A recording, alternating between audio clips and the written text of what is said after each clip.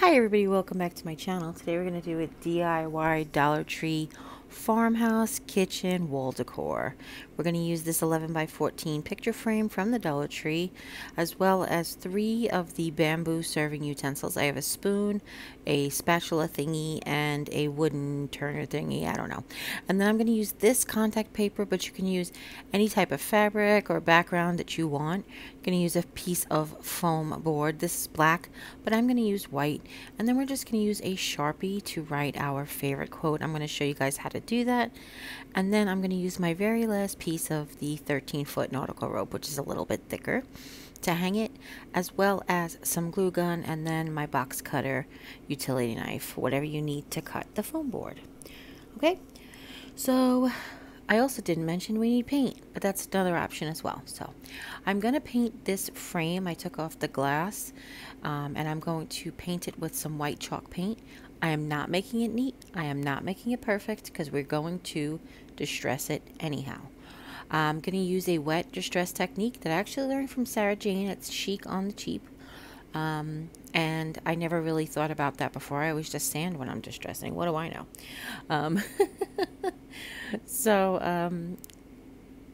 You want to just give this a really quick coat. This was inspired by something I saw on Pinterest, but I also really loved this quote that I found on a spoon. So it was sort of like I took a few different things from Pinterest and made my own idea. Okay. This picture frame is going to be like a shadow box, and I'm going to show you a different way that I haven't seen anybody do before.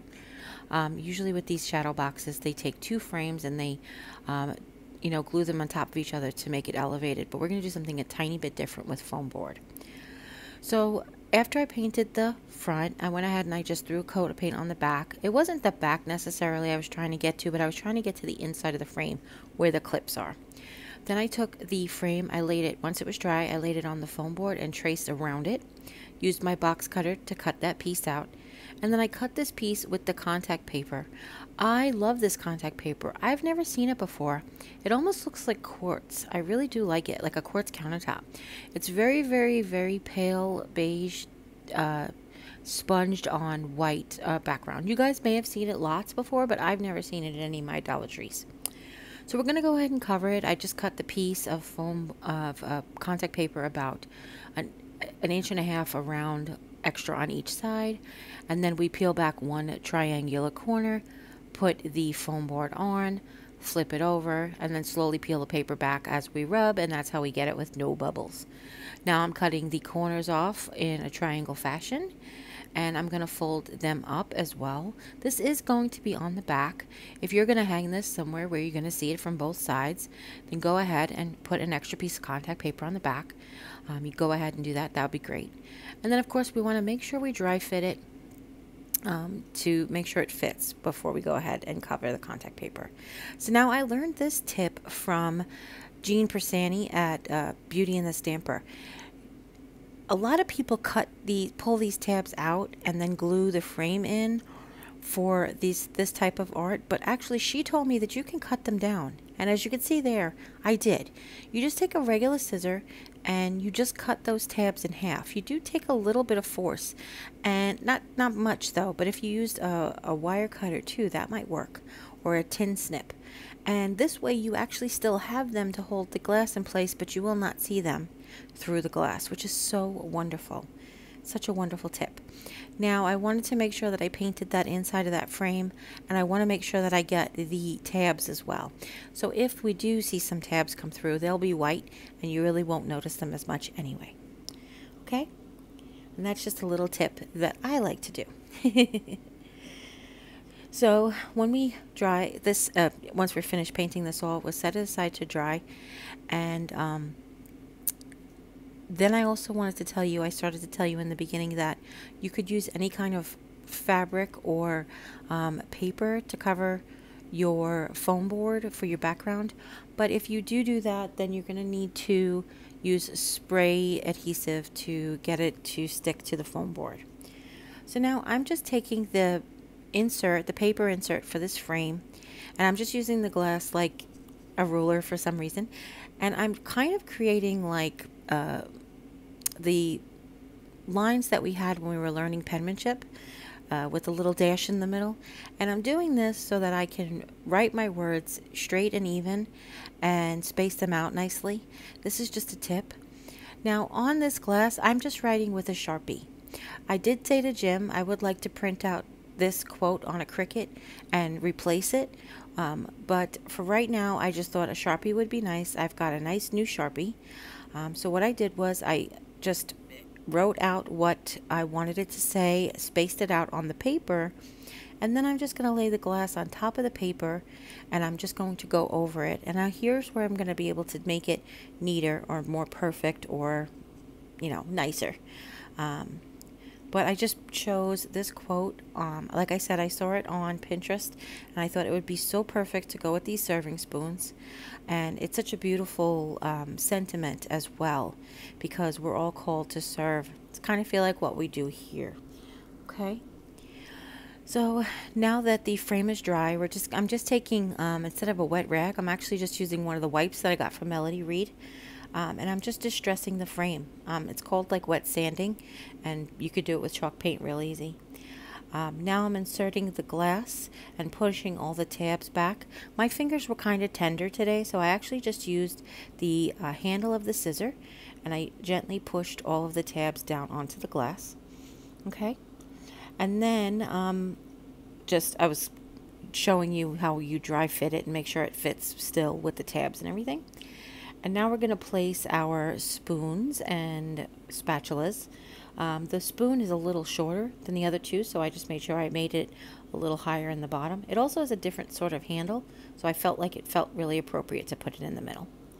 And I'm just adding glue to around the hole of the handle and a little bit at the base of the actual utensil. Okay? And now we're going to set them aside, and I'm going to use it as a source of measuring. But what we're going to do is we're going to take and make a tiny strip. It's about a ½ inch to, it's really not quite a ½ inch. It's like 3/8 of an inch wide. And we're going to make it 2 pieces of foam thick. And what we're doing that for, as you can see, all I did was I measured by putting the foam board at the edge of the picture frame underneath and then measured on the outside to get the width that I needed. And it ended up being about 3/8 of an inch, I'm sorry, which is just under a ½ inch. And we're going to cut 2 strips for each of the 4 sides. What I did for the long sides, I'll show you. One way to do it is I just cut the strips, all 4 of them, and I glued them 2 together in pairs basically, and I made the side ones the full length of the frame, and the top and bottom ones were actually fit between the side ones, just to give you some idea of what I'm talking about. Now I just put a tiny bit of hot glue between the 2 strips and glued them together. Okay, now I've cut out a piece of contact paper to wrap it in. It doesn't have to be exact, you just want to make sure that you glue the end of the contact paper onto the base when you get there. But we're just basically going to roll these, and we're going to rub our fingers on there to press it down as we go on all 4 sides. But this doesn't have to be perfect because you're almost going to not see it. But what it's going to do is it's going to create that tray. It's going to elevate that picture frame up. Now, the foam board does cost as much as another picture frame if you wanted to go that technique. However, I do have a lot more foam board left, so I didn't use quite $1 worth of foam board. I could actually do this project at least one more time. So I added like I said, there's 2 layers. I added these long pieces to the sides first. Then I took the other scrap piece of paper and I fit it between there to measure the width of the opening. And then what I did for this one is I got a clean edge. I scored just through the top layer of foam, and then I bent the foam back onto itself and doubled it that way. It's just a really quick technique. So I'll show you here. I'm taking the first one just to use it as measure. Okay, you put the first one down, you hold the ruler up to the first one, and then I just, fix it again. There you go. And then I'm just scoring. Oh, I got a clean edge. Got to get a clean edge. Get a clean edge, Jerry. Now let's try that again. So I'm holding it up, scoring just through the top paper, And then I'm snapping the board back onto itself. And then I'm holding the ruler up to that other edge. So as you can see there, it's still attached on one piece of the paper, and that just makes it a little bit easier. Threw a bead of glue in there and closed it so that you can repeat the same thing with the tops and the bottoms, where you're going to wrap it in a strip of contact paper. And I'll show you here up close how the wrapping of the strip of contact paper really worked. You just want to make sure that you put your double piece of foam board on the very edge of the contact paper strip that you're going to use, and start it towards you, and then as you roll, just fold and press and fold and press and fold and press, as you could see here. And then I made sure that the seam gets glued down, and I put a little glue on the ends as well. And this is just a better, well, it's not better at all, I'm sorry. This is just another way of creating a shadow box without using the double picture frames. Okay, and then I just made sure I trimmed up all the contact paper off the edges, and then I went ahead and I glued really quickly. You want to glue really quickly, and put your frame down, line up all your edges, and make sure you have your words and your spoons in the right direction. You don't want to put this on upside down.